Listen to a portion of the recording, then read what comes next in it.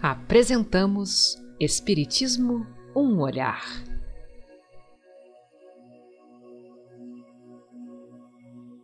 A evolução dos tempos e a doutrina dos espíritos. Neste estudo veremos o homem e o universo, relação com o universo, espaço-tempo, representação do universo, fluido cósmico universal e multiversos. Olá, meus amigos, olá, minhas amigas do estudo Espiritismo, um olhar. Estamos iniciando o nosso estudo de número 15. Estamos caminhando nessa busca do entendimento da vida, do entendimento dos movimentos históricos que trouxeram para nós a proposta do Espiritismo. O Espiritismo foi forjado através do tempo. Era necessário que as consciências alcançassem um nível em que pudesse entender essa proposta tão grandiosa quanto a proposta espírita. Nós estamos aqui dizendo que é a melhor proposta ou que é a mais importante. Estamos dizendo que ela é extremamente necessária a todo espírito que chega num nível de querer expandir seus limites. Os grandes sábios da antiguidade diziam que nós temos expansões e limites. As expansões são conquistas realizadas pela individualidade ao longo das suas experiências reencarnatórias e fora das reencarnações, nesse projeto bastante interessante que é o projeto da evolução. Essa evolução que ela é inteiramente ampla, infinita, mas que possui ciclos, enquanto estamos vivendo em planetas que também são cíclicos, que estão no espaço-tempo. Nosso estudo de hoje vai tentar nos alargar a mente, alargar esses limites, porque nós vamos falar da grande casa que nós moramos, que é o universo. É preciso saber que, além dessas nossas moradias mais próximas, como casa, bairro, cidade, estado, país, que, além disso, a Terra compõe esse grande concerto chamado universo. O nosso estudo de hoje estará relacionado a isso. Entender um pouco do que é o universo. É bem verdade que as informações que nos são disponíveis hoje, elas estão muito, mas bem além do que realmente é o universo. Nós ainda não temos condições psicológicas, emocionais, estruturais para entender o universo na sua totalidade. Mas alguma coisa nós já podemos captar do universo. Os grandes rishis do passado, os videntes indianos, eles tinham uma projeção maior de vista e podiam abarcar um pouco mais do que seja o universo. O Ocidente está buscando sempre esse alargamento, muito embora as pesquisas científicas se baseiem apenas naquilo que os nossos instrumentos consigam captar. E muito além dessa captação dos instrumentos que dispomos, nós temos a realidade do universo. Neste estudo, nós vamos usar, então, um pouco do conhecimento oriental, um pouco do conhecimento antropológico, um pouco do conhecimento científico e um pouco do conhecimento que a espiritualidade já nos trouxe sobre o universo. É um caminho longo, tanto meu quanto seu. Por isso, nós moramos num planeta Terra que nos oferece todas as condições para superarmos as etapas primitivas da evolução enquanto humanos. Aqui estamos nessa busca de sairmos dessas expressões bastante rudimentares dos conhecimentos para nos prepararmos para aquilo que nós veremos na frente. No livro Roteiro, Emmanuel vai nos dizer que é preciso que o homem se desligue dessas coisas acanhadas do mundo físico, fazendo acontecer em si propostas superiores e virtuosas, a fim de que ele possa vislumbrar as excelências que existem após esse início que estamos vivendo. E há quanto tempo estamos nesse início? Há quanto tempo estamos nessa luta entre o bem e o mal? Entre o yin e yang? Há quanto tempo estamos nisso? Quantas vezes nós tivemos as grandes propostas da espiritualidade para avançarmos e preferimos ficar?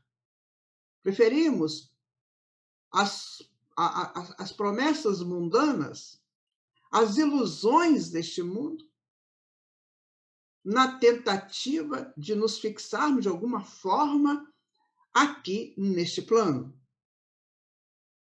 Nós temos um processo complexo na nossa visão de mundo, que seria o vazio da visão.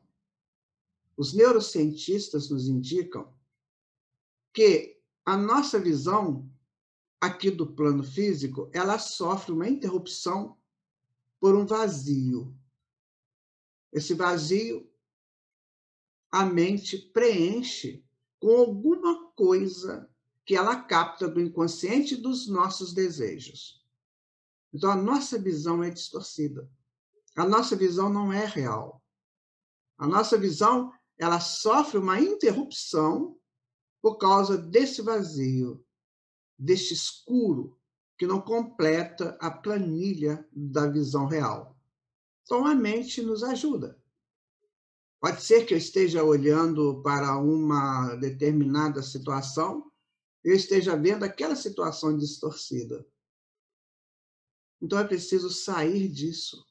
É preciso avançar para que a nossa visão seja ampliada e possamos ver, então, de fato, o que é o mundo na sua estrutura real. Então, vivemos numa bolha. Que aquele que se prende a essa bolha, que os hindus chamam de Maya, a bolha da ilusão, nós podemos ficar presos indefinidamente a coisas irreais. Eu posso olhar uma situação, ter dela um conceito, esse conceito pode estar longe da realidade. Por que isso acontece?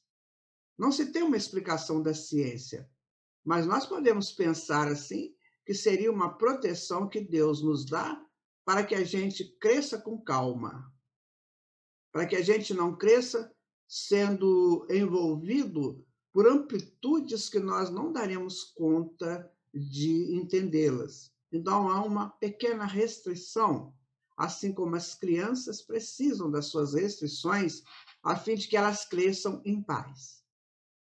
Mas chega um momento que essa criança vai crescendo e ela vai apropriando da sua própria vida, do seu ser existencial.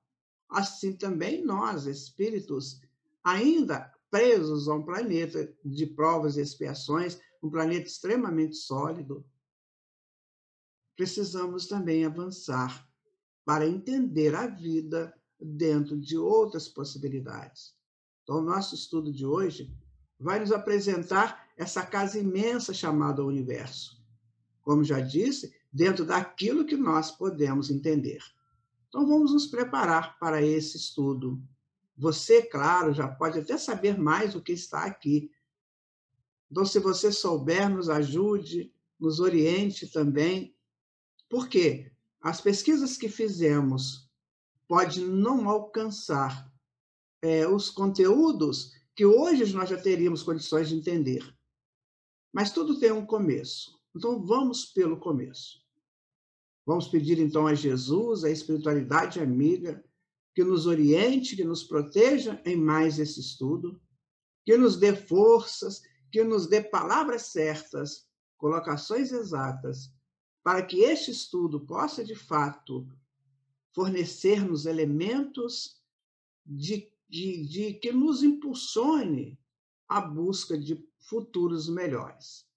Então, vamos ao nosso estudo de hoje, sempre agradecendo a Deus por ele. E vamos, então, iniciar o nosso estudo com a seguinte informação. Espiritismo, um olhar. Estudo 15, o homem e o universo. Uma proposta muito interessante.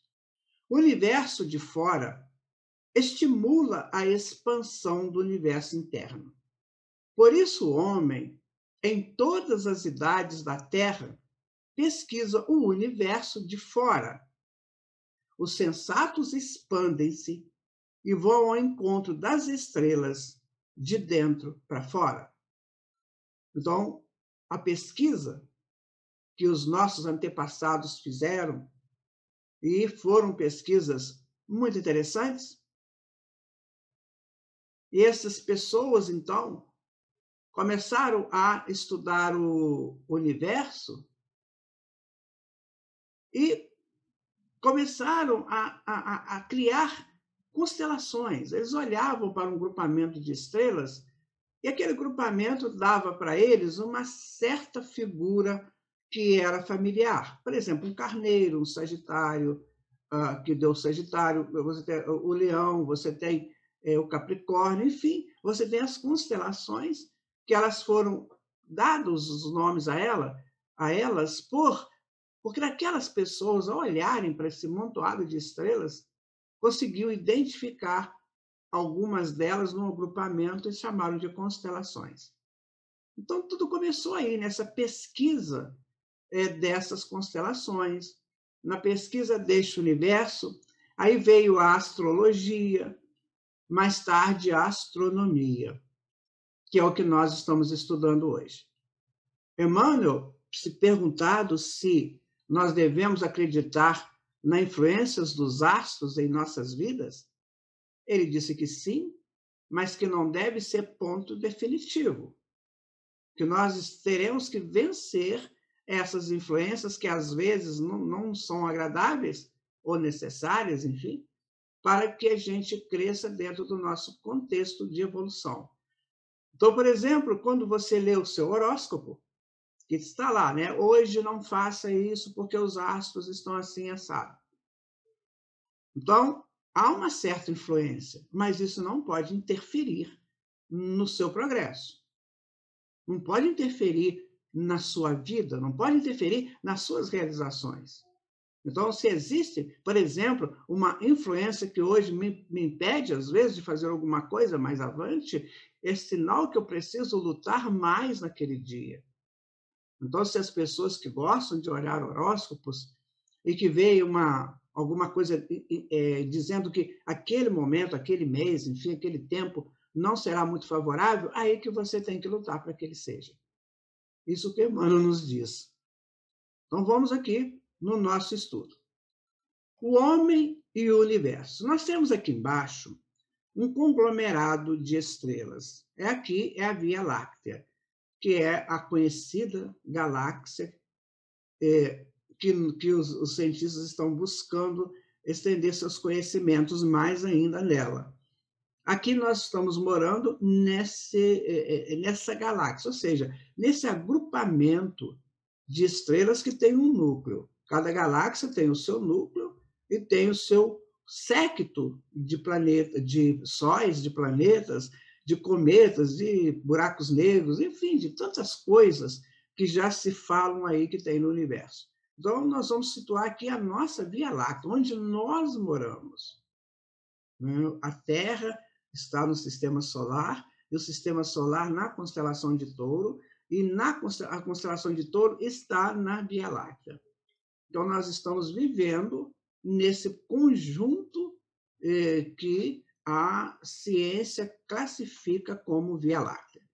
Desde a antiguidade, tanto no Oriente quanto no Ocidente, o universo foi alvo de apreciações e pesquisas. E tudo começou quando a mônada despertou no homem e olhou tudo em volta e indagou: o que é isso? Quem fez tudo isso?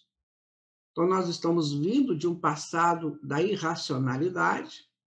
Em determinado momento, nesse processo evolutivo, que um dia nós teremos condições de entender tudo como foi, quando nós avançarmos um pouquinho mais, quando deixarmos os primarismos da vida aqui do plano físico para avanços psicológicos, avanços emocionais, avanços estruturais maiores, nós vamos começar a entender tudo isso. Então, um dia, essa mônada que somos cada um de nós, ela desperta no homem, ela vem evoluindo através do mineral, do vegetal, do irracional, aí ela desperta no homem. Quando ela desperta no homem, acontecem duas coisas fantásticas. Uma, que é o pensamento contínuo. André Luiz diz que em certos mamíferos o pensamento existe, mas ele é fragmentado, ele não tem uma sequência. É como se eu estivesse andando numa estrada e, de vez em quando, essa estrada tinha um abismo. Eu não conseguia passar para o lado seguinte. Depois, eu, de alguma maneira, voltava, caminhava até aquele lugar e sentia aqueles flashes de um pouco de lucidez. Quando despertamos no homem, não. A estrada fica ampla. Podemos caminhar nela, ou seja, o pensamento, então, passa a ser retilíneo, ele passa a ser completo. Eu começo a elaborar situações de busca de entendimentos. Aí vai acontecer a segunda coisa interessante, que é o ativamento da razão. Ou seja, de olhar, de pesquisar, de querer entender. Então, isso aconteceu há milhares de anos atrás, milhões de anos atrás conosco. Nós não podemos precisar isso, porque nós não sabemos se somos da Terra ou se viemos de outro planeta para cá. Se a pessoa é da Terra, provavelmente isso aconteceu em torno de 7 milhões de anos atrás. Se nós somos de outros planetas, como exilados, aí já aconteceu há bem mais tempo. Bom, continuando então, essa mônada desperta. Quando ela desperta, ela olha tanto a natureza que está próxima dela, os rios, os mares, os lagos, as montanhas, as árvores, quanto o que está acima dela, que é o céu estrelado. O céu estrelado daquela época era realmente um céu estrelado. Ele cobria a abóboda à noite. E aquilo chamava a atenção daqueles espíritos iniciantes no processo do pensamento contínuo e da racionalização das coisas. Então, foram momentos assim muito fortes dentro do entendimento daquelas criaturas, muito embora primitivos, muito primitivos, mas já começando a fazer parte do processo da criação, para um dia chegar ao ponto de entender tudo como é, porque existe como existe, e até participar da criação de tudo isso. Então, este é o caminho que nós estamos seguindo. Onde nós estamos hoje? Qual é a minha colocação hoje? Qual é a sua colocação hoje? Quando você olha para a natureza que está ao seu lado, e você olha para o céu, quando é possível vê-lo estrelado, e também quando você olha para uma gravura dessa, ou uma foto dessa. O que você sente? Onde você está? Você está ainda naquela que eu não entendo nada disso, eu já tenho algum conhecimento, eu já tenho conhecimentos mais avançados, ou seja, aqui nós nos situamos. Por quê? Esse mundo de fora que se nos apresenta, ele é a expressão do mundo de dentro. Eu só vejo lá fora o que eu já consigo ter dentro de mim, ter expandido dentro de mim, de modo que eu posso olhar para uma situação e não entender nada, porque aquilo ainda não está expandido em mim. Então, o processo de evolução é o processo da expansão dessa mônada.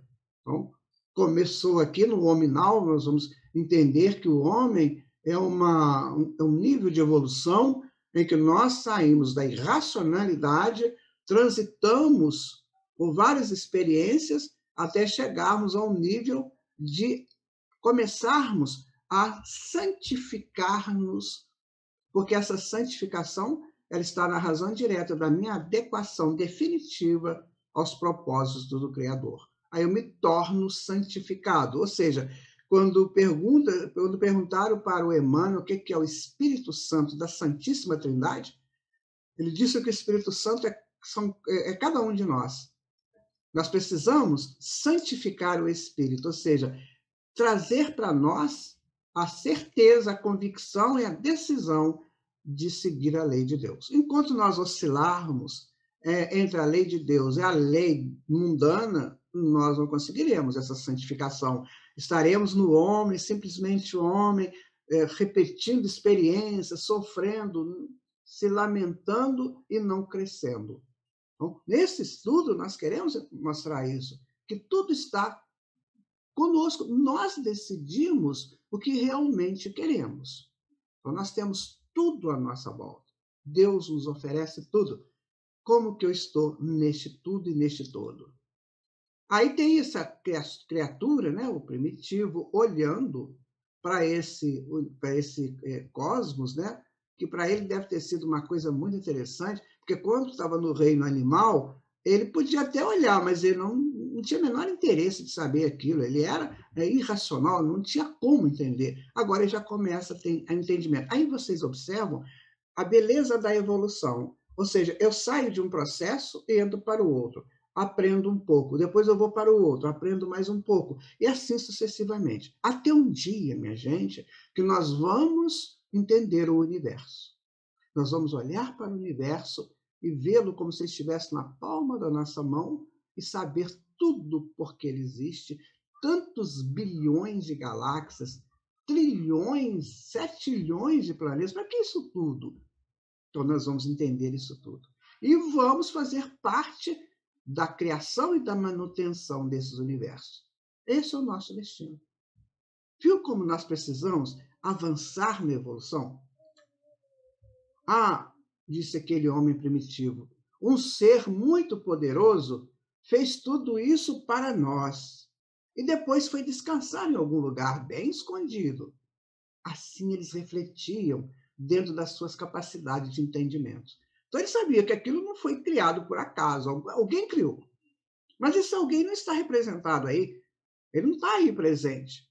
Então, eles achavam que ele fez e foi embora para um outro lugar, porque está bem guardado, está bem escondido. Algumas tribos chegavam a dizer que ele estava descansando, que provavelmente, né, com a evolução dos tempos, veio aquela informação, né, de que Deus fez o mundo em 7 dias, né? Em 6 dias descansou no 7º dia.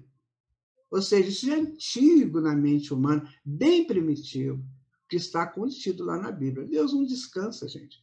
O próprio Jesus disse, meu Pai trabalha até agora e eu também. Mas na nossa imagem a gente precisa de descanso. Nós precisamos de um repouso depois de um tempo de vigília. Então, entendia-se que esse Deus também precisava desse repouso. Mas não, Deus nunca precisará de repouso e muito menos de ficar escondido, porque à medida que nós vamos evoluindo nos estudos, nós vamos vendo a presença divina em todas as coisas. Bom, continuando, né? Olha que coisa interessante. Ele olhava para o mar, né? Ele olhava para o sol, para a lua, para a noite, para o dia, né? E ficava naquela pesquisa lá com ele, né?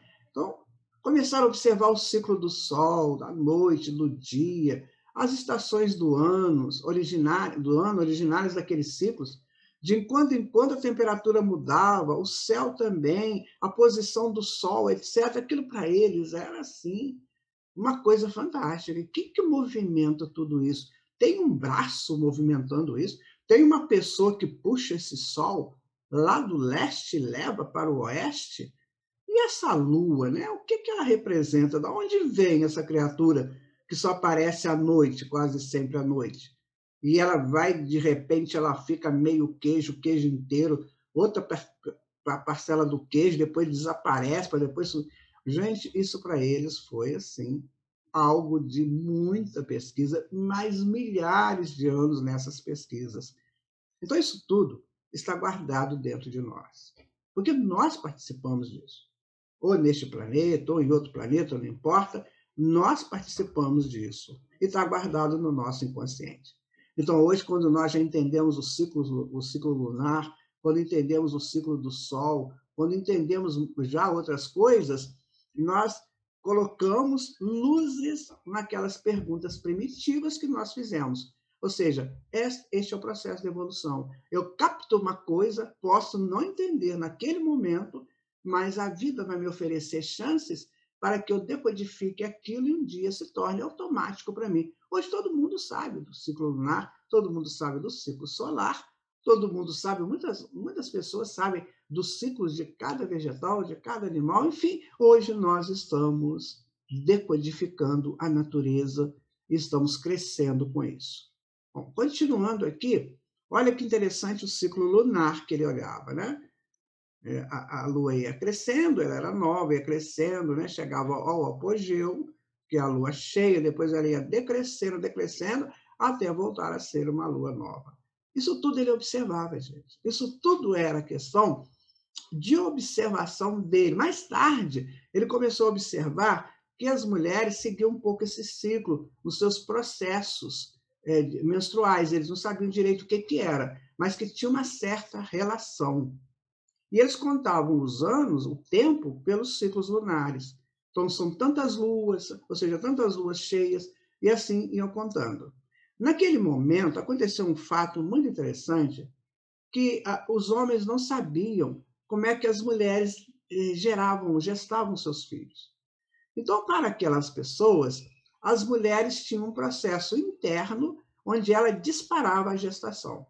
Então, a mulher era considerada a grande deusa, a grande rainha, porque ela que dava a vida. Mais tarde que eles entenderam que havia participação do homem nesse processo.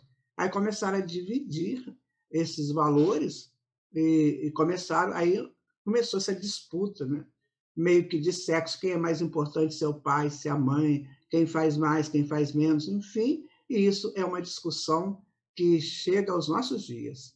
Sabemos que todos são importantes, mas há mentes que ainda estão presas nessas perguntas bem antigas. Então, a mente humana, ela obedece àquilo que o espírito aceita para ser condizente com o seu estado. Então, se o espírito quer ficar naquele primarismo, a mente vai obedecer e vai dar para ele questões primárias. Dessa maneira, nós temos que crescer. Nós temos que nos libertar nossa mente para que ela deixe expandir mais verdades e ela se aproprie de maiores entendimentos. Este é o nosso dever. Essa é a nossa evolução. Tinha algo que muitos encantava, que era a Lua. Ela mudava de tamanho e de brilho. Aquilo os fez pensar muito sobre suas vidas. Então, a Lua faz igualzinho a nós, diziam. Ela nasce, cresce, fica vistosa, depois envelhece, morre e torna a crescer. Então, eles já estavam iniciando nos estudos da reencarnação. Por isso que eles cultuavam tanto os mortos deles. Tinha tribos que os mortos eram talvez mais importantes que os vivos. Interessante, né? Provavelmente porque o morto ia ao encontro dos deuses e trazia dos deuses maiores informações quando renascia. Pode ser um processo dinâmico de entendimento das apropriações dos conhecimentos. E isso não era muito mentira, né? Não era muito fantasia. Por quê? Realmente, depois que desencarna, pode ser que o espírito tenha contato com a espiritualidade, com aqueles responsáveis pelas tribos, e ali eles orientavam, renascia com novas informações, porque assim se faz até hoje. As crianças que estão nascendo hoje, elas estão trazendo informações renovadas e vão renovar no seu tempo de ação aquilo que nós estamos vivendo hoje. Então, você observa que a história da humanidade foi crescendo assim, por espíritos novos que chegavam e traziam novas possibilidades, novos entendimentos, novas promessas, novas pesquisas. Isso começa lá no primitivo.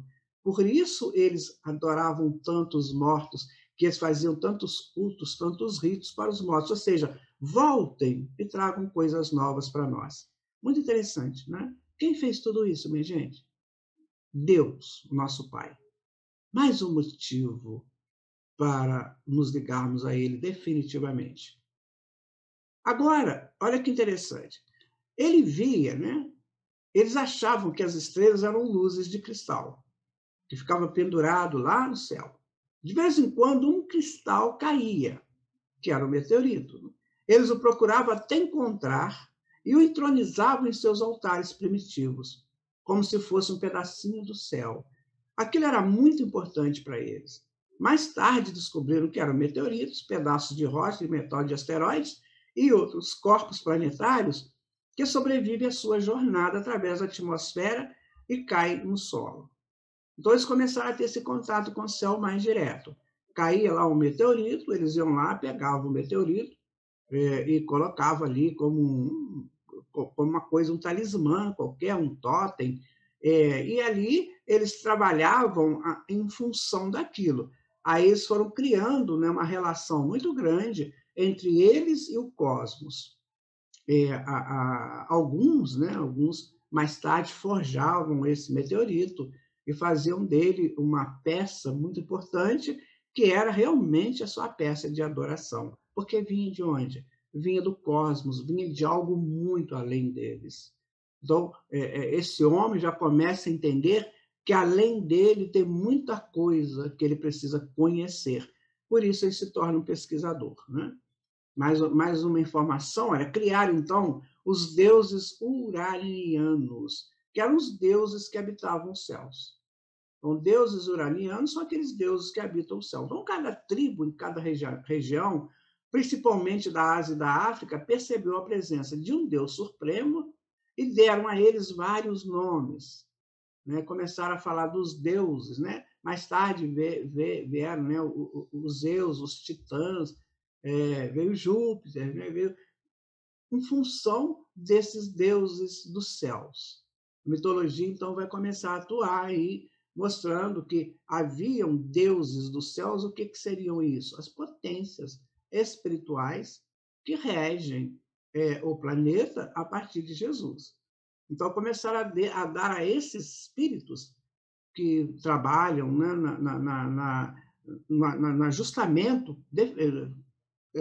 permanente da Terra, por exemplo, espíritos que cuidam do vento, espíritos que cuidam dos mares, dos rios. Então, eles começaram a dar nome de deuses a eles, porque eles eram que protegiam e planejavam todos os movimentos. Então, MCLA de dar a esses deuses o nome de deuses uranianos. Urano ele tem uma proposta muito grande, Urano, o planeta Urano, porque ele tem um ciclo em torno da Terra de 84 anos, em torno do Sol, desculpa, de 84 anos. Enquanto nós temos 365 dias, Urano leva 84 anos para dar sua volta em torno do Sol. E aí se divide esses ciclos, né, de Urano na nossa encarnação. A cada 21 anos, nós terminamos um ciclo. Né? Então, o ciclo da primavera termina aos 21 anos, depois vem o ciclo do verão, que é de 21 a 42, depois vem o ciclo do outono, que é de 42 a 63, e depois vem o ciclo do inverno, que é de 63 a 84, que é o ciclo de Urano em torno do Sol. Por isso que Jesus falou que a vossa fuga não se dê no inverno, ou seja, não dê no final da tua vida a fuga para as suas propostas superiores da vida. Porque lá você já está cansado, você já está adoecido, talvez, você já não tem mais tanta força para vencer aquilo que precisa ser vencido enquanto proposta de avanço espiritual. Então, Urano tem essa proposta de quantificar, né, ou de qualificar os ciclos reencarnatórios aqui no planeta Terra. Por isso que chamam de Deus uraniano. Urano, na mitologia, significa o Deus que caminha no céu. Então, por isso, os deuses uranianos. Então, eles habitavam lá, né, esses céus, e cada tribo e cada região, principalmente a Ásia, né, que percebeu essa presença de um Deus supremo, dando a ele vários nomes. Então, mais tarde, entenderam que este Deus havia dado a um Deus muito próximo dele o domínio do mundo. Aí vem Jesus. Eu quero dizer para vocês que não vai caber aqui no nosso estudo de hoje, mas muitas civilizações antigas já sabiam de Jesus. Né? Você vê na mitologia persa, né, que tinha o deus Marduk, que venceu Tiamat, e com isso estabeleceu a paz no mundo. Ora, o que era Tiamat? Era o deus do caos. E o Marduk era o deus da organização. Então, ele venceu o caos e criou o mundo. O que Emmanuel vai falar no Caminho da Luz? Exatamente isso. Jesus venceu o caos do início e formou a Terra. Então, sempre eles sabiam que tinha um Deus que era muito poderoso e esse Deus construiu o mundo. Você vai ver isso em várias civilizações. Falando deste Deus, que era o protetor do mundo, que criou o mundo, que fez toda essa estrutura que nós temos. Que hoje a doutrina espírita está nos explicando que esse espírito, esse grandioso espírito, um Cristo de uma estrutura que nós não sabemos, não temos condições de entender, que foi o organizador de tudo isso, a mando de um Deus superior, sobre a proteção, sobre a custódia de um Deus superior. Vejam, desde o princípio dos tempos, Jesus já é entronizado aqui. Gente, isso é muito interessante, porque nos desloca daquele início que nós trouxemos das religiões, principalmente as religiões cristãs, de que Jesus foi aquele que caminhou lá na Palestina, enfim, e depois foi crucificado. Então, isso muda completamente, porque dentro das nossas estruturas psicológicas já tem essa informação de que esse espírito existe desde o início do mundo. Desde o início do mundo. Então, nós estamos com calma, apropriando dessa informação que já estava inserida em nós naqueles tempos muito antigos. Que os espíritos superiores que ajudavam aquelas comunidades primitivas traziam de informações. E eles iam passando aquelas informações. Pra você ter uma ideia, na época do nascimento de Jesus, as civilizações disputavam onde ele iria nascer. Os egípcios juravam que ele nasceria no Egito, porque lá era a civilização mais adiantada, mais rica, mais de conhecimentos. Outros achavam que ele nasceria na Índia pelo seu projeto de reflexão, de estrutura espiritualizante. Os persas achavam que ele nasceria na Pérsia, porque lá tinha grandes escolas de grandes iniciados, menos na Palestina. Né? Só que ele escolhe a Palestina e vai renascer. A gente entende, nós não temos aqui uma fala definitiva, mas nós vamos entender que ele escolheu a Palestina por causa do monoteísmo, por causa da ideia do Deus único, que ficava mais apropriado para ele falar sobre Deus. E também por causa da história dos palestinos, dos hebreus. A história dos hebreus é muito, muito forte, é muito profunda e precisa ser analisada um pouquinho mais, que nós temos a ideia assim, de que a grande parcela dos judeus não entenderam ainda, até hoje, a importância deles. Por isso que eles ficam peregrinando por aí, lutando para ter um lugar só deles, né? Mas eles precisam entender isso, a importância deles enquanto terra de Abraão, terra de Isaac, terra de Jacó, terra de Moisés, né? Terra de grandes profetas, terra de sacerdotes importantes como Gamaliel, como Hilel, terra de Jesus. Eles ainda não entenderam isso. Bom, mais tarde entenderam que muitos deuses agiam sob as ordens do Deus Filho, que é Jesus. E eles estavam certos. Depois começaram a criar seus totens e tabus, porque perceberam que viviam no mundo e não nos céus. Era preciso ajustar-se a ele. Bom, aí nesse momento não dava mais para ficar olhando para os deuses dos céus, os uranianos, porque eles estavam longe, eles não iam aparecer. Então eles começaram a criar totens, ou seja, significados deíficos para eles aqui mesmo no plano físico, e os tabus, que eram regras que ajudavam aqueles espíritos a se colocarem numa posição pouco mais em busca de uma disciplina. Então, os tabus foram criados para isso. Eles foram colocados dentro daquelas regras dos tabus, e aí começaram a se estruturarem enquanto tribos. Aí já deixaram o primitivo para se estruturar enquanto tribo. E aí começou, então, o avanço deste homem.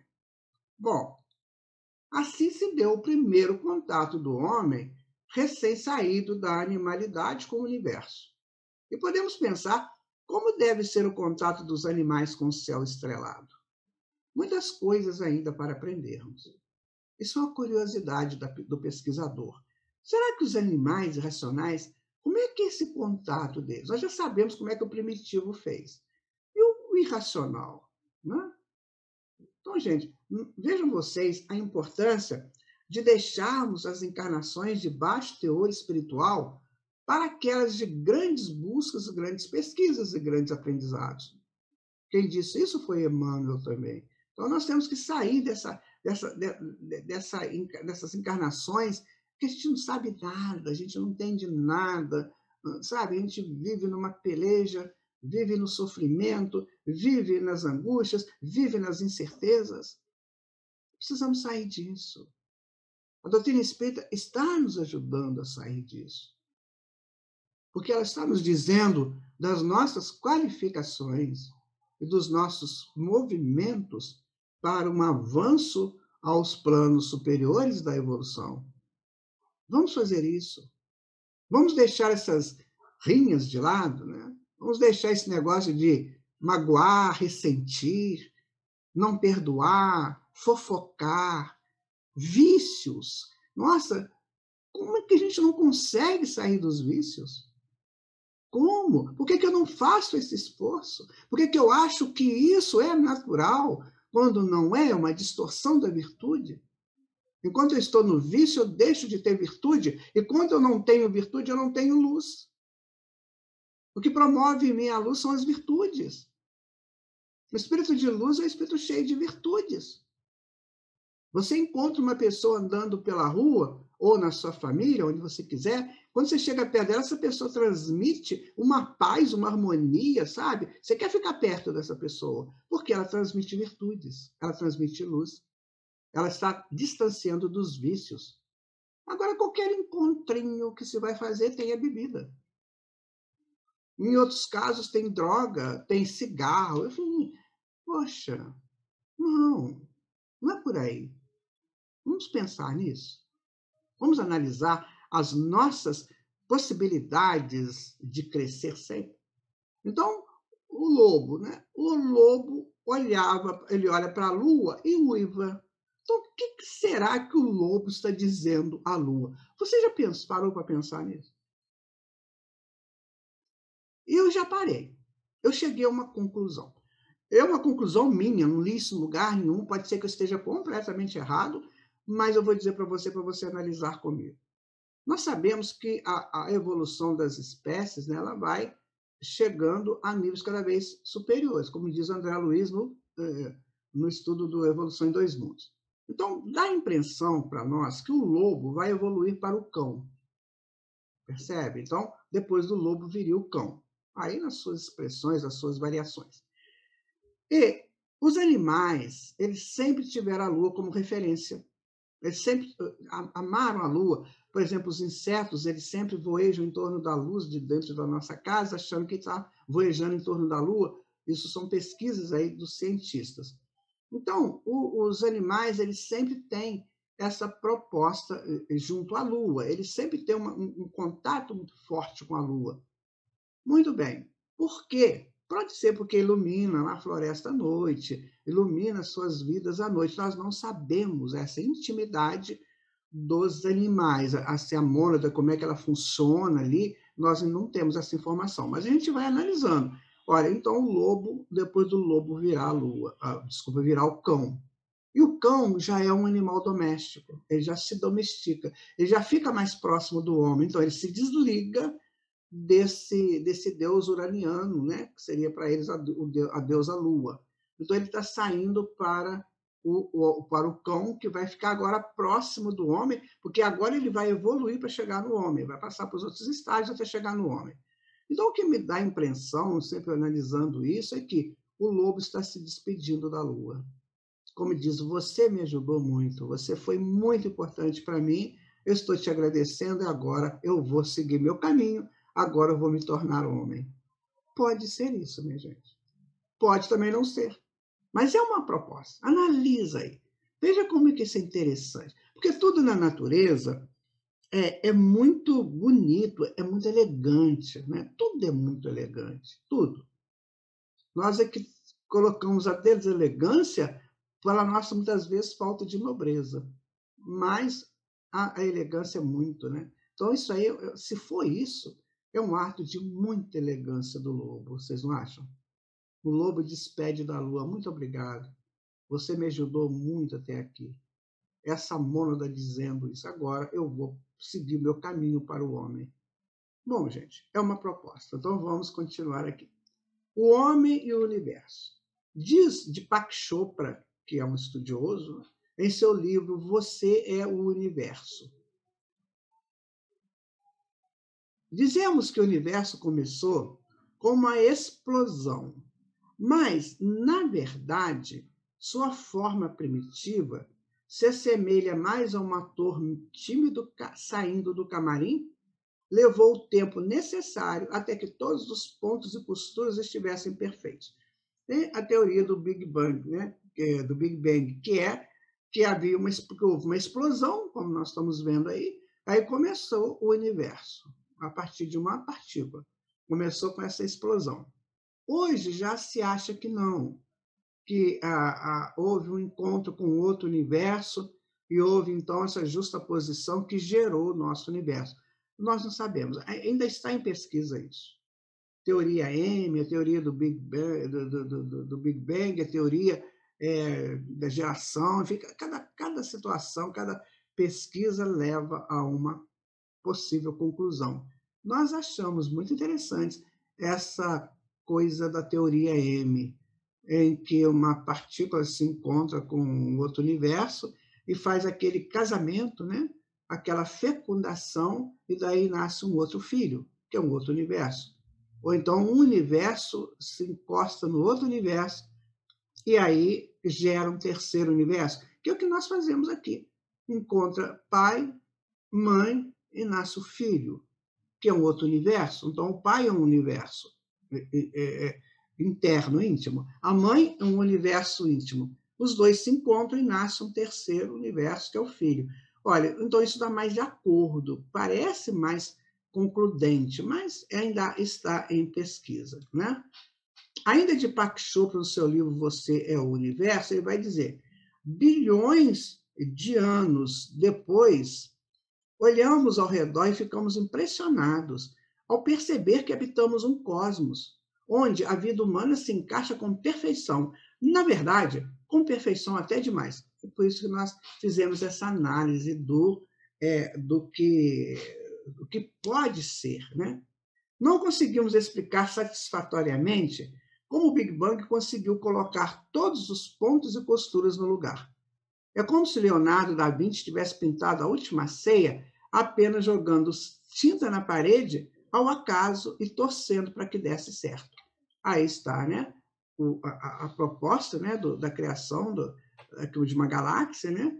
Que é a Via Láctea, né? A proposta para dizer para vocês que nós moramos bem aqui na periferia, tá? Bem longe do centro. E aí, o que acontece? Se aqui fosse como Leonardo da Vinci, jogava tinta aqui e vamos ver o que acontece. E aconteceu isso aqui. Então, seria a mesma coisa a teoria do Big Bang. Você jogava um monte de propostas, de partículas, subpartículas, enfim, e gerava o universo. Então, o Deepak Chopra, ele faz essa analogia. Então, tem uma coisa mais profunda e mais lógica, mais encadeada nesse processo da criação do universo. Você concorda? Dá uma estudada nisso, né? Aqui nós temos o nosso prezado Albert Einstein, né? Ele diz o seguinte: quero conhecer os pensamentos de Deus. O resto é detalhe. Ou seja, ele sabia que não era o acaso. Ele sabia que tinha um criador de tudo isso. Porque depois de saber desse criador, o resto era detalhe, porque era próprio da criação dele. Não é? E aí, quando procuramos ordem no universo e desvendamos de onde vêm seus padrões, tomamos parte dele. Quando procuramos a ordem do universo e desvendamos de onde vêm os seus padrões, tomamos parte dele. Sim, porque eu estou estudando o universo, eu estou expandindo a mônada que sou. Enquanto eu não me interessar por esses estudos, a mônada não vai querer saber de nada disso. Ela vai querer, olha para o céu e vai querer saber se vai chover, se tem nuvem mais densas, ou se o céu está limpo, está bonito, ou se já está de dia, ou ainda está de noite, enfim, se a lua está cheia, está crescente, está minguante. Enfim, ele vai olhar só ver isso. Agora, quando você começa a querer estudar sobre o universo, aí você começa a fazer parte dele. Então, Einstein tocou uma verdade profunda quando afirmou: quero conhecer os pensamentos de Deus. Todo o resto são detalhes, substituindo mente de Deus pelo próprio universo. Temos aí um objetivo que vale a pena perseguir por toda a vida. Viu que coisa linda? Então, o universo é a mente de Deus, é o pensamento de Deus. Existe lá na cultura chinesa, né, o estudo do Tao, que é a busca deste caminho do universo, a busca desse caminho da expansão para Deus, chamado o Tao, né, o caminho. Eu vou pedir, então, ao meu amigo Marco, lá do Rio de Janeiro, do GRESG, que fale um pouquinho para nós sobre esse Tao, a partir dos textos chineses. Vamos ouvi-lo. Existia algo inteiro, antes do céu e da terra, silencioso e sem forma, imutável e independente, sempre em movimento, em círculo. Chamemo-lhes a mãe do mundo. Eu não sei seu nome. Chamo-lhe tal, o que não tem limites, eternamente flui, sempre fluindo, constantemente regressa. O homem obedece à terra. A terra obedece ao céu. O céu obedece ao Tao. E o Tao obedece à sua própria natureza. Interessante, né? Você vê que desde o princípio da vida aqui, já existiam espíritos encarnados que estavam trazendo para toda a humanidade terrena conhecimentos mais aprofundados. Aqueles exilados, talvez, né, que queriam esse conhecimento, tinham ali já a sua proposta de sair dessa baixa frequência reencarnatória para uma outra frequência. E os primitivos iam caminhando dentro das propostas deles. Então, foi um encontro muito interessante de espíritos exilados com alguns conhecimentos, os espíritos superiores que regiam desde o tempo primeiro o processo da evolução humana, e os primitivos que estavam nesse contexto aprendendo. É como num colégio, minha gente. Você tem lá no colégio o primeiro fundamental, segundo fundamental, ensino médio e até faculdade, né? Tem colégio que tem tudo isso. Então, você mistura, no mesmo pátio você encontra a criança, o adolescente, o jovem e o ser maduro. Assim também na Terra. Veja que coisa bonita. Nós temos que saber disso, sabe, minha gente? Porque provavelmente vai se repetir quase igual a isso, quando nós já estivermos na condição de um espírito superior ajudando a evolução de outros planetas. Então, nós vamos encontrar algo semelhante a isso. Então, nós temos que começar a entender como é que funcionou.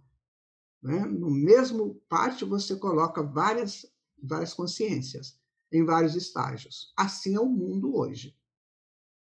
Várias consciências, bilhões de consciências, dentro do mesmo palco, que é o plano físico da Terra, e outros bilhões de consciências num plano espiritual, dentro do mesmo palco. Essa é a evolução, minha gente. Isso o Papai do Céu fez para nós. Por caridade, pensem nisso. Pense que você não está sozinho, que você não está vivendo no mundo alheio aos entendimentos e à ajuda da divindade. Você é divino. Você é divina. Então, continuando, de onde vem o tempo? Erwin Schrödinger afirmou que para sempre e por toda a eternidade só existe o agora. O único e o mesmo presente. Ou seja, o Schrödinger, ele dizia que só tinha o presente. Nós vamos ver isso daqui a pouco. Só tinha o presente. Né? O presente é a única coisa que não tem fim. Porque o passado acabou, passou. Né? Futuro, você não sabe o que vai acontecer. E o futuro começa no próximo instante. E o próximo instante é o passado. Então, é um jogo muito complicado isso de passado e futuro, porque você não sabe. Por exemplo, ainda há pouquinho, eu estava começando a fazer esse estudo com vocês e já é passado. Agora já estou num processo, porque eu estou no processo do presente. Então, o presente é o que vale. Então, Schrödinger falava isso. O presente é a única coisa que não tem fim. Os teólogos já haviam ensinado que o tempo divino é infinito. Na atualidade, alguns cosmólogos estão dizendo a mesma coisa sobre o multiverso. Vejam que interessante. Então, a proposta do eterno presente, ela vem de longe. Não se preocupe, que eu vou mostrar agora mesmo uma gravura que vai explicar isso melhor. Nós vivemos no eterno presente. Né? Aliás, o eterno presente é muito melhor. Para isso, nós temos que entender um pouco de espaço-tempo. Nós estamos tentando estudar um pouco do universo dentro daquilo que a gente já tem acesso, né? Espaço-tempo. Então, veja bem, aqui nós temos uma teia cósmica, como eles chamam, uma teia cósmica. Então, quando uma estrela ela se forma, ela curva essa teia cósmica, tá vendo? Ela faz uma curvatura na teia cósmica. E aí os planetas que vão ficar em torno dele vão curvar também essa teia cósmica, tá? Então, vai fazer isso aqui, olha, essas curvaturas, tá vendo? Olha, aqui são as estrelas com seus séquitos de planetas. Então, você vê que o espaço ele é reto, ele é eterno presente. E o tempo é a curvatura disso aqui. Então, toda vez que eu curvo esse eterno presente, que é o espaço, né? Toda vez que eu curvo isso aqui, eu crio um ciclo de tempo. Quanto tempo vai durar essa estrela? Vai durar 10 bilhões de anos contados da Terra. Quando terminar isso aqui, essa estrela vai acabar. Os planetas que estão em torno dela vão acabar. Então, ela acaba, isso aqui volta a ficar o quê? Plano, volta reto. Então, o eterno presente é isso. No eterno presente, você cria ciclos de passado e futuro. Ficou claro? Assim funciona o universo, olha, dentro dessa teia cósmica aqui. Isso já é um estudo bem avançado, sabe, gente? É claro que já existem propostas mais profundas sobre a estrutura do espaço-tempo, nós vamos colocar dessa maneira, porque assim, explica bem, né? Dá para ter uma ideia muito interessante. Por exemplo, nós estamos aqui no sistema solar, nós curvamos esse espaço. Estamos morando nessa curvatura do espaço. E aí geramos o nosso tempo. Porque aqui tem que ter um ciclo, senão isso vai ficar eternamente. Então tem que ter um ciclo de nascimento, crescimento, amadurecimento, decréscimo e finalização. Aí volta a ficar, esse espaço aqui volta a ficar reto. Aí aqui agora vai curvar, porque vai ter uma estrela que vai nascer aqui. Ou vai se fixar aqui. Então, curva aqui, enquanto aqui está reto. É assim que funciona. É dessa forma que nós temos que entender a questão do espaço-tempo. Então, o tempo que nós vivemos, ele é o tempo cíclico da curvatura do espaço. Né? Representação do universo. Aí está um universo. Isso é uma representação, né, minha gente? O universo seria, então, essa bola, esse círculo, e aqui as galáxias, né? Girando em torno dele, ele deve ter um centro, né? um centro diretório dele, que deve ser uma coisa assim, assustadora para nós. Né? E os bilhões de galáxias aqui compondo, né, o universo. Aí são bilhões e bilhões de galáxias. Né? Eles falam hoje em 300 bilhões de galáxias. Cada galáxia contém aí em torno de 400 bilhões de sistemas solares. Enfim, são números muito, muito altos para a gente abarcar de uma vez, porque nós ainda não temos evolução para isso, nós não expandimos para entender isso aqui. Mas, provavelmente, né, é dessa forma que o universo se manifesta. Então, vamos imaginar que eu estou morando aqui nessa galáxia. E aí, depois eu mudo para essa daqui. Você vê que eu mudei do norte, né, aqui para o noroeste, né, do universo. Olha, se eu mudei do norte para o noroeste, muita coisa altera. É assim também aqui no mundo físico. Se nós moramos lá no norte, lá na Europa, e viemos para o noroeste, né, aqui nas áreas mais equatoriais, né, mais tropicais, eu vou ter uma mudança muito grande de temperatura que vai alterar a minha cultura. Então, o universo é essa multidiversidade. Essas multiculturas que se acontecem para a evolução dos habitantes do universo. Ficou claro? Vamos continuar, né? Aqui, de que é feito o universo? Então, 73% do universo é energia escura, que os cientistas não sabem direito o que é, mas nós entendemos que é o fluido cósmico universal, né? que vem de Deus, que flui de Deus. 23% é matéria escura, que eles também não entendem, eles sabem que existe, porque senão os astros não funcionariam como funcionam, nessa mecânica incrível que é a astrologia, né?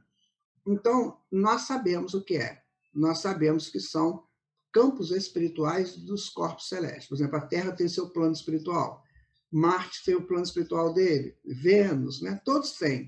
E toda a estrela, todo componente material do universo tem o seu campo espiritual. Então, é a matéria escura, porque não é essa matéria sólida igual nós. A gente, quando desencarna, a gente vai com o perispírito, que é mais sutil. Então, vai morar num local onde a matéria é menos sólida quanto aqui. E só 4%, minha gente, olha isso aqui é impressionante, que a matéria bariônica, que significa planetas, estrelas, nós, tudo que a gente vê por aí, só 4% do universo que é conhecido. Você imagina? Só 4%. 96% eles não sabem direito o que é, estão pesquisando. Então, quanto tempo vai levar para entender essa pesquisa? Muito tempo. Nós ainda estamos brigando, né? Se Marte tem vida, se Vênus tem vida. Afirmamos que não tem, porque a gente não vê ninguém lá. As sondas estão lá em Marte, não vê ninguém. Claro que não vai ver, porque estão vivendo em perispírito lá. Talvez a matéria que compõe os corpos deles é uma matéria mais sutil. Então, minha gente, o universo é isso aqui. É um pouco assustador, né? E nós tiramos, né, do site mistériosdouniverso.net e é isso que é o universo. Aquela coisa, né, que nós falamos, né, que nós colocamos aqui, ó, isso tudo é exatamente isso aqui. Deu para ter uma ideia do onde nós estamos, o que nós temos que realizar ainda? E vamos ficar aqui brigando porque a minha irmã usou minha sandália. Ah, meu Deus. Né? Vamos ficar brigando porque o Chiquinho comeu minha batata frita. Temos que pensar nisso. Porque meu time perdeu do seu time e eu estou com muita raiva. Ah, não. Por aí não, né? Bom, continuando, né? Tá interessante, não tá, gente? Vão comigo aqui, tá muito legal isso, né? Então, o fluido cósmico universal é a matéria elementar primitiva, cujas modificações e transformações constituem a inumerável variedade dos corpos da natureza. Allan Kardec disse, isso está na Gênesis, capítulo 14, item 2. Olha só. Então, você tem o fluido cósmico. Do fluido cósmico, você gera uma onda. Isso com a ação de espíritos, tá, minha gente? O espírito domina a matéria. O espírito anima a matéria. Melhor dizendo, que está no livro dos espíritos. O espírito anima a matéria. Então, o fluido cósmico está lá, na dele. Aí chega uma mente, ou várias mentes, e interfere no fluido cósmico. Ele cria uma onda, ele faz isso. Essa onda, ela vira uma subpartícula, dependendo da ação do espírito nessa onda. Daí, essa subpartícula cria uma partícula. Essa partícula, que hoje já são classificadas, né? E tem vários nomes para elas. Então, essas partículas, dependendo das suas cargas, elas vão gerar o quê? um átomo. Primeiro um átomo primitivo, depois o átomo, prótons, nêutrons e elétrons, depois as moléculas, depois as substâncias. Então, tudo é modificação do fluido cósmico universal. Então, meu amigo, eu tenho aqui na minha mão uma caneta, certo? Eu estou tocando em quê? Estou tocando em Deus. Porque toda a constituição dessa caneta vem da proposta do fluido cósmico universal a partir das ondas. E a partir da... O André Luiz fala que o fluido cósmico é o hausto do Criador, a respiração de Deus. Então, isso aqui veio de Deus. Eu estou tocando em algo que veio de Deus. Tudo que você tocar, tudo, você está tocando em algo que veio de Deus. Então, você toca Deus o tempo todo. Guarde isso, que isso é muito importante. Quando você tiver vontade de pegar um copo, você está brigando, né? Aí você tem vontade de pegar um copo e tampar na parede de raiva, ou então fazer aquela arruaça, pegar tudo na mesa e jogar no chão. Cuidado, você está mexendo com energias que vieram de Deus. Isso não vai ser bom para você. Isso vai ser muito horrível. Você vai gerar uma energia contrária à energia divina. Muito cuidado. Cuide de tudo que tiver ao seu redor. Objeto, pessoa, circunstância, principalmente o seu corpo, seu pensamento. Cuide de tudo. Esta é a linha do Tao, né, que o Marco falou ainda há pouco. Bom, aqui nós temos, né, nêutrons, que são os elétrons, né, que giram fora do núcleo isso aqui, ó, ele gira aqui fora, ele é elétrons de força negativa. Aqui dentro nós temos os prótons, partículas positivas, e os elétrons, e os nêutrons, partículas sem carga. Então formamos o quê? Um corpo atômico. Esse corpo, ele vai ter um peso, ele vai ter uma estrutura a partir da quantidade de elétrons que ele tem, que vai casar com outro átomo, com cargas, que vão fazendo o que? As moléculas acontecerem. Então, tudo parte disso aí. O chão que você pisa veio de Deus. Tudo que você fizer, onde você estiver, onde você tocar, você está tocando em Deus. Guardem isso, minha gente. Isso é muito sério. Aí nós temos os multiversos, tá vendo? Imagina que na criação, aí já nós saímos do universo, vamos para a criação. Então, na criação existem muitos universos, muitos, milhares. Vamos imaginar que o nosso seja esse aqui, onde nós moramos. Olha a quantidade que tem em volta. É só mais um entre milhares de outros universos. É ainda uma proposta bem... digamos, bem no início da ciência, mas a lógica nos diz isso, nós vamos ver isso daqui a pouquinho. Tá? Vamos lá. Tá vendo aqui? Vários universos interagindo. Aí, esse universo chega perto desse aqui. Quando eles se tocam, eles criam um terceiro universo, que seria esse aqui. Tá vendo? Então, a teoria da criação do universo pode ser essa, eu gosto muito dessa. Então, esse universo aproxima desse universo, há um contato entre eles, um contato, né, físico-químico, não sei. Nem imagino que seja esse contato. Mas tem um contato e nasce, então, um pititinho aqui, ó, que vai crescer.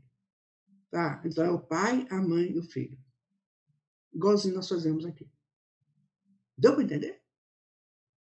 Agora nós vamos fazer o seguinte. Existe uma teoria chamada inflação cósmica, que é muito interessante saber. Eu vou pedir, então, para a Mariane, que é lá do Rio de Janeiro, falar um pouquinho sobre essa inflação cósmica para nós. Vamos ver o que ela tem para nos dizer. Preste bem atenção nisso. Existe a teoria da inflação cósmica. Ela diz que o nosso universo não é o único que existe. Existem sim outros universos nascendo continuamente. Existe um cosmólogo que se chama Max Tegmark. Bem, ele é sueco, mas mora nos Estados Unidos. Ele fez uma classificação dos multiversos em 4 níveis. No primeiro nível, os multiversos obedecem a toda a lei da física e às constantes cosmológicas conhecidas. Isso pode ser acessado por nós, humanos, pois moramos num desses. mas temos que caminhar muito ainda no campo da ciência e das percepções. Seriam os universos da evolução? No segundo nível, os multiversos possuem uma afinação universal. Acredita-se que neles, em algum ponto da sua expansão, ele flui ao infinito. O nosso universo, de nível 1, não atinge esses pontos, fechando em suas galáxias. Seriam os universos da elevação? No terceiro nível, os multiversos dão-nos a entender que fluem como uma história de ficção. As ondas não entram em colapso quando observadas, e sim criam novos universos, numa sucessão infinita de possibilidades. Cada onda, ao deslocar-se, forma novas possibilidades de existência para os espíritos que lá transitam. Seriam esses os universos de sublimação? No quarto nível, tudo se torna real. Os multiversos podem ser descritos por diferentes estruturas da matemática. Ainda estamos muito longe de conhecer suas estruturas e caminhos. Seriam os universos da glorificação? Estamos em integral processo de evolução. Saímos de Deus, simples e ignorantes, para retornarmos a Ele, plenamente glorificados. Diz-nos o Dr. Fructuoso: pertenceremos pela eternidade a civilizações cada vez mais adiantadas, tanto na intelectualidade quanto na sabedoria e na bondade para com a obra do Criador. Interessante, né? A informação. Viu como é que nós estamos, com cuidado, penetrando um pouquinho mais no nosso conhecimento de universo? Um pouquinho a gente está chegando lá. O taoísmo, que é aquela coisa do Tao que o Marco falou, né? O taoísmo concebe o universo como um todo unitário e perfeitamente ordenado, um corpo harmonicamente estruturado e cheio de sentido.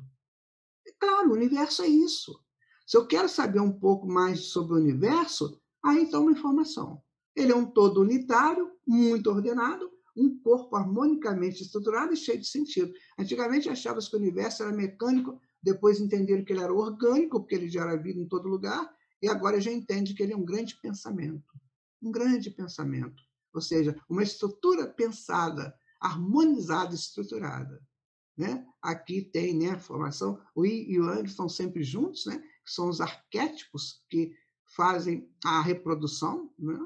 E aí o que vai girando em torno dele parte dessa estrutura de reprodução. Então, os universos vão se reproduzindo.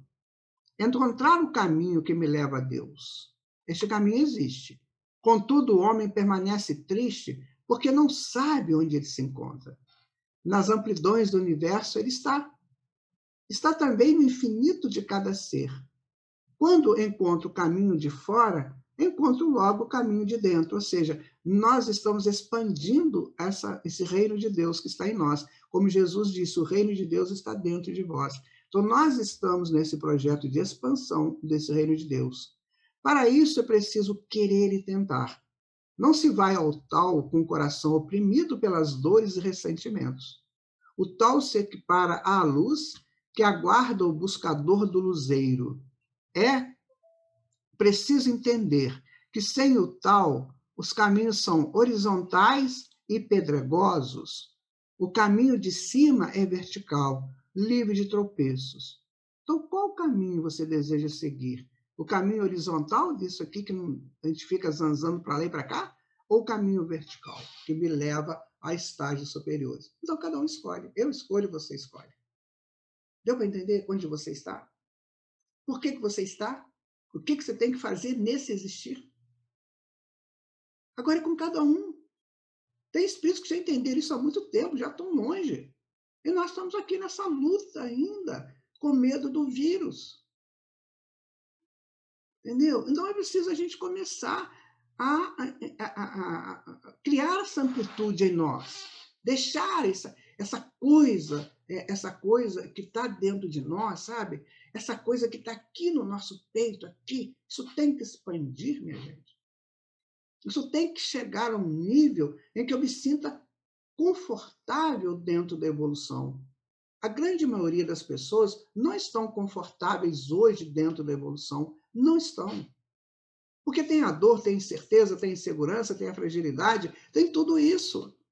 Nós precisamos estar confortáveis, entendendo que eu estou no caminho de Deus, que Deus é o gerador de tudo isso, é o mantenedor de tudo isso, e eu sou essa estrutura que saiu dele, que ele está me deixando evoluir, que me criou. Poxa, ele me criou, ele te criou, você existe porque ele confia em você, porque ele criou você. É isso que nós temos que começar a entender. Aí nós estamos começando a querer entender o que é o universo, tirando todas aquelas conotações que os cientistas chegam, né? Que agora nós estamos começando a entender realmente o que é o universo. Percebem? Vamos continuar, então. O Homem e o Universo ainda. Charles Renouvier, ele é de 1813 a 1900, né? Ele disse o seguinte, olha, ele via o universo como a acesse progressiva de uma só atividade criadora que tende, aos poucos, mas incessantemente, para a forma viva da personalidade consciente do homem. Isso que nós estamos falando. Esse universo que nós moramos nele está dentro de nós em estado latente.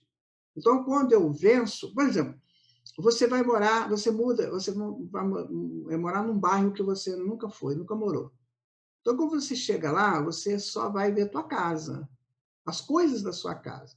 À medida que você vai vão passando os dias, você vai conhecendo as ruas do bairro, as possibilidades do bairro, você vai expandindo o seu conhecimento do bairro. É a mesma coisa nossa com o universo.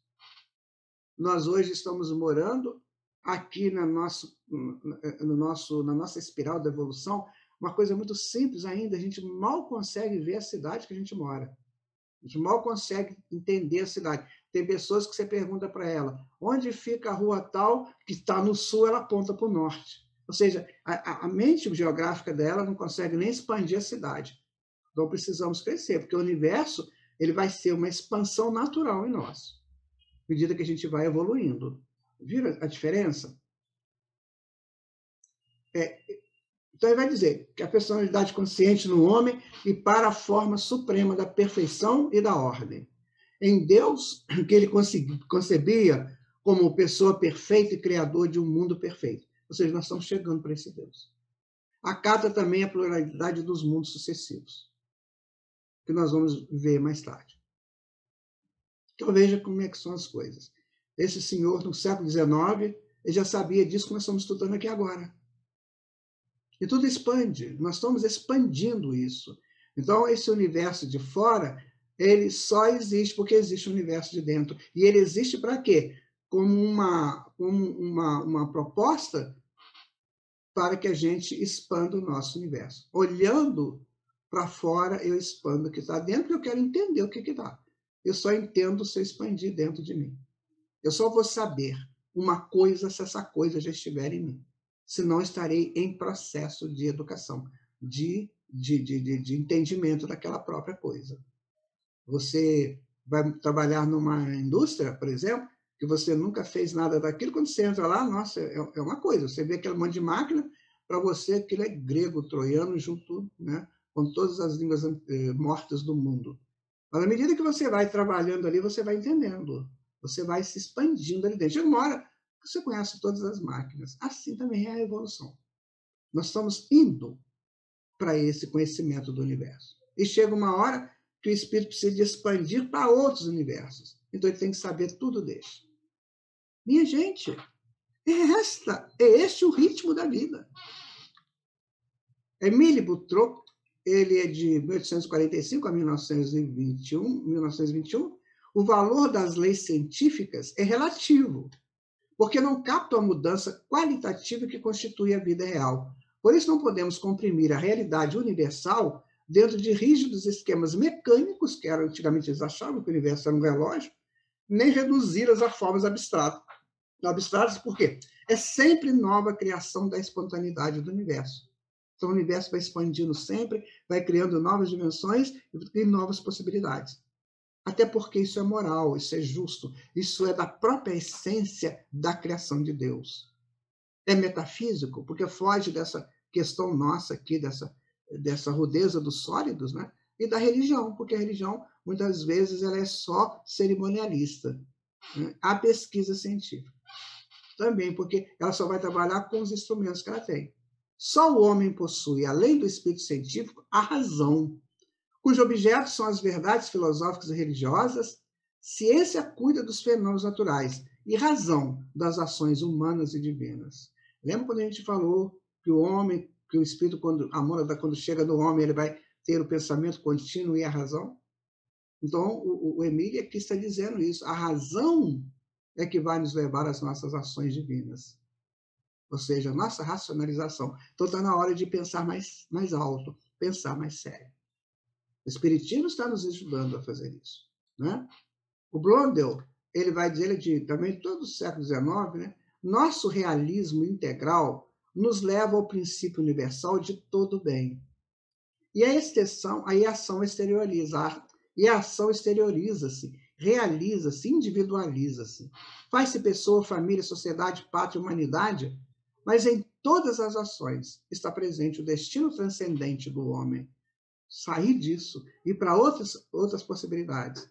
O fim absoluto que constitui a pessoa é Deus. Sem ele, a própria pessoa e os fins que realiza se perdem. Tendemos para a identidade do ideal com o real, que é Deus. A insatisfação que angustia o coração do homem postula a existência de um ser absoluto que ele busca pela fé. Em outras palavras, nós estamos sempre buscando esse Deus. Porque nós saímos dele. Temos a essência dele. Somos a essência dele. E queremos voltar para ele. É isso que o Blondel está dizendo. Nós queremos voltar para esse Pai. Então, para isso, nós temos que nos transcender. Temos que sair dessa função puramente física daqui para a metafísica, ou seja, algo superior. Vejam vocês.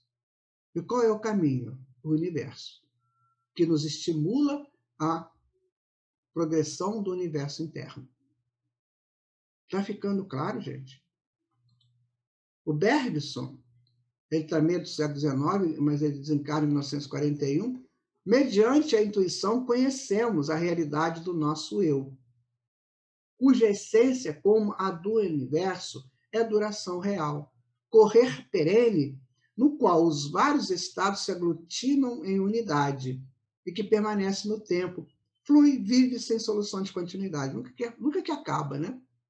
O espírito é fluxo através do tempo. Lindo isso. O espírito é fluxo através do tempo. À medida que ele vai vivendo, à medida que ele vai trabalhando, que ele vai fazendo os volteios do tempo, ele vai crescendo. É duração psicológica o real. O psicológico é aquela parte que nos situa no si mesmo. Então, é o psicológico. O psicológico é que vai evoluindo, vai crescendo, vai se arrumando, vai se ordenando, e aí nós vamos nessa evolução permanente. E quando conseguimos ir além do eu superficial, fragmentário, dividido em tantos atos psíquicos, descobrimos o eu profundo. Isso é a nossa vida unitária, permanente, e, no entanto, sempre renovada. Olha que definição, que texto do Bergson. Guardem isso com vocês. O espírito é fluxo do tempo, duração psicológica real. E quando conseguimos ir além do eu superficial, essa coisa que a maioria vive, né? Fragmentário, dividido em tantos atos psíquicos, nós vamos descobrir o eu profundo. Isto é, a nossa vida unitária, permanente e, no entanto, sempre renovada. Minha gente, nós estamos na dança de Shiva, na dança cósmica de Shiva, ou seja, na dança dos volteios que é o fluxo do espírito através dos tempos. Shiva é um deus hindu. É um deus uraniano, hindu. É uma representação simbólica de tudo isso que o Bergson está dizendo aqui. Bom, como é constituído o universo conhecido? Agora vamos voltar um pouquinho, né, que a gente estava bem lá em cima. Vamos voltar. Sistema solar, é onde nós moramos. Está aqui o nosso pesado Sol, que todo mundo vê. Né? Aí tem os planetas, Mercúrio, Vênus, Terra, Marte, Júpiter, Saturno, Urano e Netuno. essa sequência, dentro dessa órbita aqui. Então, todo esse povo está rodando em torno do Sol. Tem civilizações aqui, tem os cometas também, tem cometa, tem asteroides, tem um monte de coisa aqui. Isso aqui são os asteroides. Tá? É um cinturão grande de mais de 100 mil asteroides que divide Marte, né, de Júpiter. Aqui termina os planetas gasosos, os planetas sólidos. Mercúrio, Vênus, Terra e Marte são planetas sólidos. E daqui para frente, os planetas gasosos, que não tem essa solidez que nós temos aqui. Né? Aqui tem o cinturão de asteroides, que divide, que fica entre, né, Marte e Júpiter. Aqui tem os cometas, aí tem o sistema solar, é isso. Nós moramos aqui na nossa abençoada Terra. Aqui que é o nosso caminho. Quando você coloca essa Terra aqui no Sol, ela se perde. Parece que é 1.400.000 vezes menor que o Sol. Parece que é isso, eu não tenho certeza. Mas é por aí. Viu onde você mora?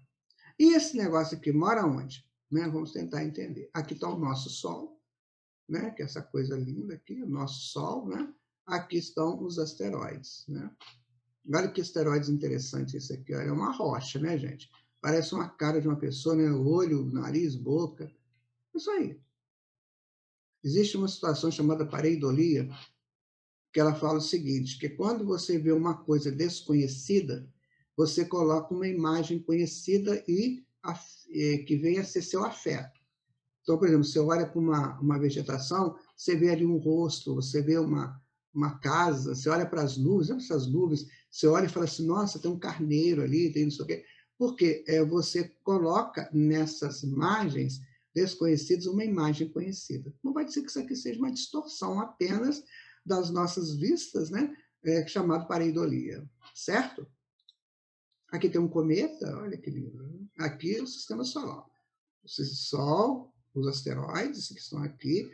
Agora o cometa, tá vendo ele aqui? São mais de 3.000 cometas que tem o sistema solar. Aqui nós temos as constelações, né?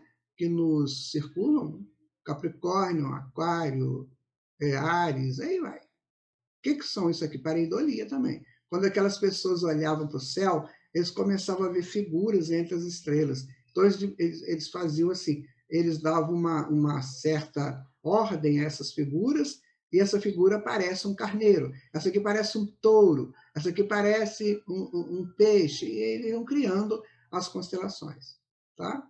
Não quer dizer que você estiver em Marte, que vai ser isso aqui também, não. Isso aqui é a visão da Terra. Tá, gente? Isso aqui é a visão do terráqueo. E aqui nós temos a nossa galáxia. Então, você está observando? Nós temos o sistema solar, aqui tem o Sol, os asteroides, os cometas, as constelações que estão à nossa volta, e aqui a nossa galáxia. Todas essas constelações fazem parte da nossa galáxia e que está bem mais próximo de nós. Por isso que a gente não vê. Se eu estou aqui, eu não tenho nem noção do que está acontecendo aqui. Não sei nada daqui, eu só sei do que está perto de mim. Por isso que a nossa visão é muito limitada do universo. Mas já é uma visão. Isso aqui é importante, né? Como André Luiz nos informa no livro Evolução em Dois Mundos, uma galáxia assemelha-se a uma cidade com todos os seus departamentos. Cada sistema solar com seu secto planetário é um edifício dessa cidade. Ou seja, o universo está pontilhado de cidades siderais e nós moramos numa delas, que é a Via Láctea. Né? Aí está a nossa Via Láctea, minha gente. Muito lindo. Está dando para você expandir um pouquinho? É muito gostoso estudar isso. Aí eu vou pedir agora a minha amiga, suave amiga Isabela, que fala um pouquinho para nós sobre galáxias. Né, Bela? Está contigo. A maioria das galáxias se encontra em aglomerados de diversos tamanhos. Alguns são pequenos, com apenas poucas galáxias, enquanto que outros são imensos, com dezenas de milhares de galáxias, que emitem uma quantidade enorme de raios. Neste conjunto harmônico, estabelece-se o universo. Cada galáxia contém bilhões de estrelas. Cada estrela, muitos planetas, asteroides, cometas, luas e coisas assim. Difícil entender o universo. Nos povos antigos, como na Biblioteca de Alexandria, mestres grandiosos ministravam aulas sobre ele. E nas escolas do Egito também. Também nas escolas da Índia, da Grécia e de um sem fim de terras, com um sem fim de buscadores dos céus. O homem do presente pouco entende do universo e confunde o universo com a Terra em apenas o plano que pisa. O universo se estende além e vai e volta. Encolhe e estica, reflete e modifica. É uma grandiosa casa de Deus. E nós, os seres pequeninos que transitam nela, sem ao menos saber onde nos encontramos dentro dessa casa enorme. Mas um dia saberemos. O dia que todos souberem que no universo existem as muitas casas de Deus. Como nos disse Jesus. Ela é muito suave, né? Então vamos lá, minha gente. A evolução dos mundos, né? Então está aqui, né? Os mundos eles vão evoluindo, né? À medida que o tempo vai passando. Então a Terra saiu de um estágio primitivo, agora provas e expiações, depois a regeneração, depois o mundo feliz, depois o mundo celeste. Então é a evolução dos mundos. Os mundos passam pelos seus ciclos também. A gente não sabe se todos os mundos vivem esse ciclo, mas aqui na Terra a gente tem essa ideia, que nós vamos ver daqui a pouquinho, que o Santo Agostinho diz isso, né? Então nós temos o mundo primitivo, o mundo de expiações, provas, regeneração, ditosos e divinos. Então isso aí é uma classificação que nós temos, que a espiritualidade já nos passou até agora. Então você vê que essa estrutura toda do universo ela é toda ordenada, né? Que a gente viu, e nessa ordenança nós temos as possibilidades para a evolução dos seres que estão morando no universo. Então, um ser que é primitivo está aqui no mundo primitivo, né? O ser que já está precisando de dar uma arrumada para seguir à frente está no mundo de expiação e prova. Depois vem o mundo da regeneração, que seja do fechamento do mal em nós, né? Do contrário às leis de Deus que a gente admitiu tanto. E depois nós vamos melhorando e vamos crescendo. Essa é a estrutura, tá? Eu vou pedir para Simone falar também um pouco para nós sobre essa progressão dos mundos. Vamos ver o que ela tem para nos dizer. Como se classificam os planetas? Eles existem aos bilhões de bilhões, estabelecidos em bilhões de galáxias. Quantas casas, tantas moradas. E quantos são os filhos de Deus? Com certeza, não teríamos como dizer, presos que estamos em nossas mentes pequenas, precisando crescer. Santo Agostinho nos fala no livro O Evangelho segundo o Espiritismo, precisamente no capítulo 3, que existe uma classificação que podemos entender. E ele os dispõe assim: mundos primitivos, morada dos seres recém-saídos da irracionalidade. A Terra já foi um desses. Mundo de provas e expiações, onde moram os espíritos que precisam se acertar perante a lei de Deus, para que possam prosseguir em seu rumo para a glorificação. A Terra é atualmente um deles. Mundos de regeneração, caminhos onde o mal vai terminando e o bem vai assumindo protagonismos das sociedades. Estudo, labor, disciplina, fraternidade, responsabilidade. Eis os quesitos que existem nesses mundos de regeneração. Nossa Terra está caminhando para ser um assim. Mundos felizes, o mal ali não existe, de forma alguma. É o bem que está presente, é o bem totalmente estabelecido. O bem que vem da prática legítima do amor que flui do nosso Criador e espraia-se por todo o universo. Os espíritos se amam, se igualam, se libertam e caminham com galhardia ao encontro do divino em si. A Terra também será um desse no decorrer dos milênios. Mundos celestes ou celestiais, difícil de descrever. Não temos ainda nem olhos nem ouvidos para ver e ouvir o suave tanger das cordas que nele se fazem sentir. Quem são os espíritos que ali residem? Anjos, arcanjos, querubins, serafins? Nem imaginamos quais sejam, e muito menos sabemos o que seja um anjo, um arcanjo, um querubim ou serafim.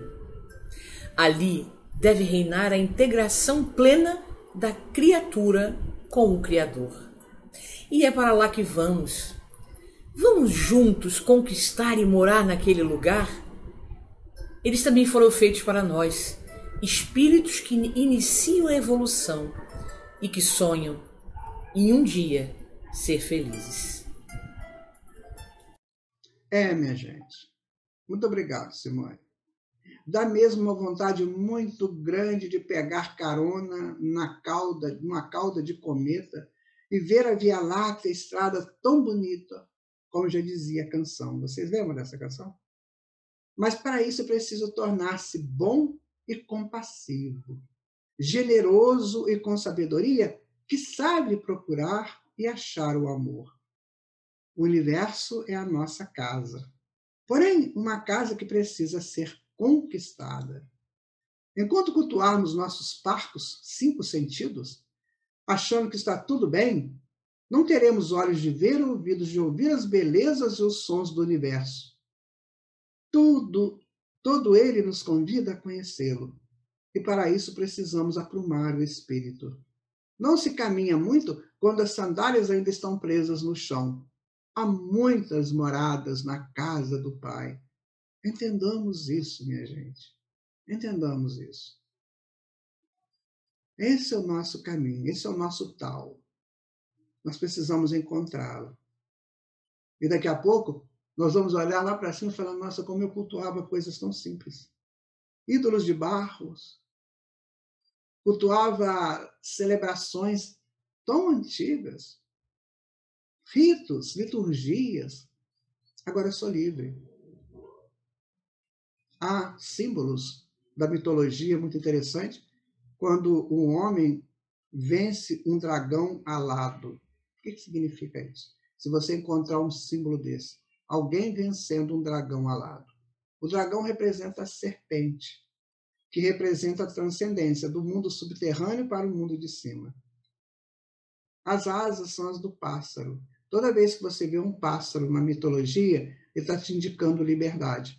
Então, eu saio do mundo subterrâneo para a liberdade. Isso está na mitologia, são símbolos que nós vemos aí, nos deparamos com eles de vez em quando estamos estudando sobre símbolos. Então, temos que ser isso. Isso que sai do subterrâneo, passa pela terra e transcende como um pássaro voa livre pelos céus. Pensemos nisso, né? E aí nós vamos voando junto de um cometa, né? E viajando pela Via Láctea, que estrada tão bonita, né? E aí vamos. Vamos nós, é o Pequeno Príncipe, né? Que sejamos nós os pequenos príncipes a viajarmos pelo universo, a buscarmos essa viagem pelo universo, a partir da nossa expansão. Tudo tem que partir de nós, dos nossos conteúdos psíquicos, né? Então, minha gente, aqui estamos, no final do nosso estudo. Espero que ele tenha, sim, trazido para você uma vontade muito grande de crescer para Deus. Porque Deus nos aguarda nessas maravilhas todas. Olha, não temos ideia. Quando você lê os livros espíritas, você já vê algumas descrições. André Luiz fala, o Tolstói fala, né? No livro Ressurreição e Vida, da Ivone Pereira, ele fala coisas muito interessantes sobre o universo, e por aí vai. Nós temos o Humberto de Campos, que fala sobre o universo. A Maria João de Deus, mãe de Chico Xavier, fala sobre planetas como Saturno, como Marte, Saturno. Enfim, nós vamos crescer. Agora, sem essa, né, de ter ou não ter água, de ver ou não ver pessoas lá. Porque cada mundo desse, o perispírito se adequa às atmosferas e às pressões, a pressão eletromagnética do planeta. Então, não vai ser igual a nós. Você acha que Deus ia fazer tudo certinho, tudo igualzinho, assim? Tudo? Não. tudo simétrico? Não, ele faz a simetria. Na simetria, você vendo de cima, você encontra o simétrico, mas você tem que ver de cima. Ou seja, você tem que evoluir, você tem que crescer para ver o conjunto. Então fica a nossa proposta para todos nós. Vamos estudar um pouco mais, vamos viver um pouco mais a plenitude da ética, da moral, da nobreza, da dignidade, do bom caráter. Porque daqui a pouco nós vamos desencarnar e que a gente vá para uns lugares onde a gente possa vislumbrar alguma coisa além disso. Ou pelo menos entender isso que nós já temos em nossas mãos. Né? Agradeço a Deus, agradeço a você por ter estado aqui conosco nesse estudo de número 15 e vamos continuar. Né? Vamos em frente. Você divulgue, por favor, esse estudo, porque ele pode ajudar muita gente. Né? E nós vamos, depois dos agradecimentos a Deus, à espiritualidade, nós vamos encerrar com uma canção que o nosso prezado amigo Henrique, lá do Centro Espírita Seara Fraterna do Rio de Janeiro, ele compôs essa canção, é muito bonita e ela nos indica o que nós temos que fazer para vislumbrar esses avanços espirituais. Então ele diz assim, em tudo temos que ser bom. Vamos ouvi-lo? Muito obrigado. Até o nosso próximo encontro. Fiquem com Deus.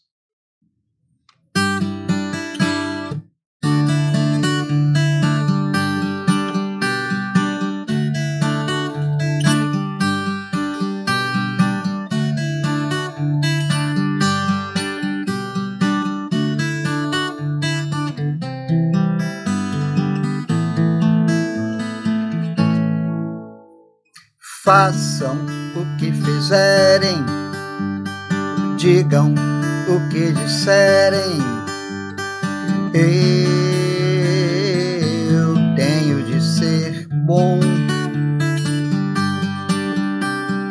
É como se o ouro e a esmeralda ou a púrpura vivessem repetindo. Façam o que fizerem, digam o que disserem, eu tenho de ter a minha própria cor.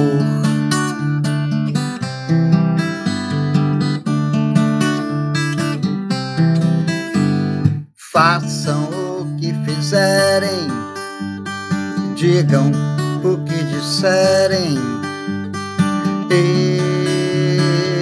eu tenho de ser bom. É como se o ouro e a esmeralda ou a púrpura vivessem repetindo.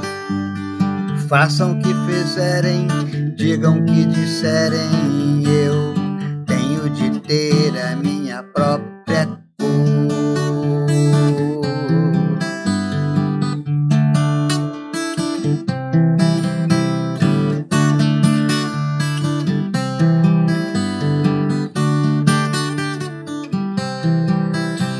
Façam o que fizerem, digam o que disserem,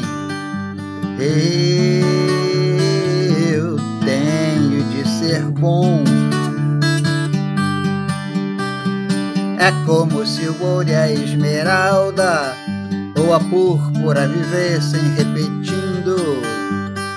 Façam o que fizerem, digam o que disserem, eu tenho de ter a minha própria cor. Minha própria cor, minha cor própria, minha própria cor.